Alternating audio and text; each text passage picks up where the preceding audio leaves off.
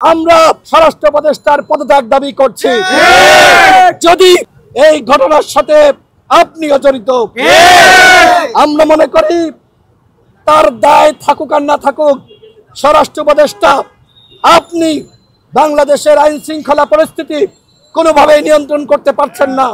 সুতরাং গতকালের ঘটনার পর থেকে আপনি আর এই পদে কোনোভাবেই থাকতে পারেন না। সুতরাং আমরা স্বরাষ্ট্র উপদেষ্টার পদত্যাগ দাবি করছি। যদি ন্যূনতম লজ্জা থাকে, আপনি আজকে জনগণের কাছে ক্ষমা চেয়ে পদত্যাগ করবেন। আর যদি নির্লজ্জ হন, ব্যয় হন, তাহলে আমাদের কিছু বলার নাই।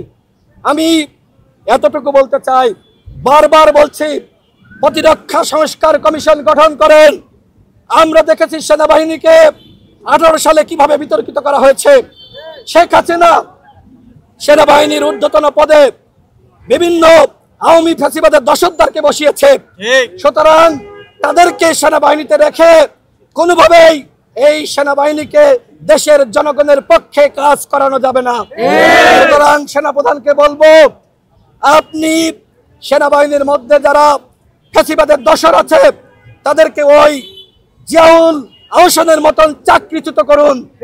জনগণের কাছে আপনি তাদের নাম প্রকাশ করুন।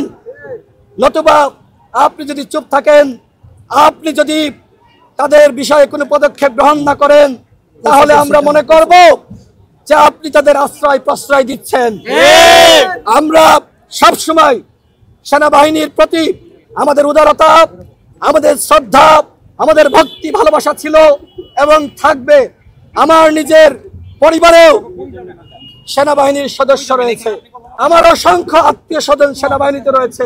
শুধু আমার না, আমাদের প্রত্যেকের পরিবারে সেনাবাহিনীর সদস্য রয়েছে। সেই সেনাবাহিনী কলুষিত হোক, সেনাবাহিনী বিতর্কিত হোক, আমরা তো সেইটা চাইতে পারি না। এই বাহিনী আমাদের বাহিনী, এই বাহিনীকে আমরা পালি, আমরা পুষি, তাদেরকে আমরা বেতন দিই, আমাদের ভ্যাট এবং ট্যাক্সের টাকায় তাদের বেতন দেওয়া হয়। আর সেই বাহিনী ফ্যাসিবাদের পক্ষে অবস্থান নিয়ে, জাতীয় পার্টির পক্ষে অবস্থান নিয়ে আজকে আমাদেরকে হামলা করবে। অনেকে বলছে যে আমরা নাকি জাতীয় পার্টির কার্যালয়ের সামনে গিয়েছি। চ্যালেঞ্জ করে বলতে পারি, নুরুল হক নূর, রাশেদ খান এবং আমাদের শীর্ষ নেতৃবৃন্দরা কেউ জাতীয় পার্টির কার্যালয়ের সামনে যায় নাই। করা হচ্ছে, অনেক গণমাধ্যমে এসেছে গণ অধিকার পরিষদ এবং জাতীয় পার্টির সংঘর্ষ।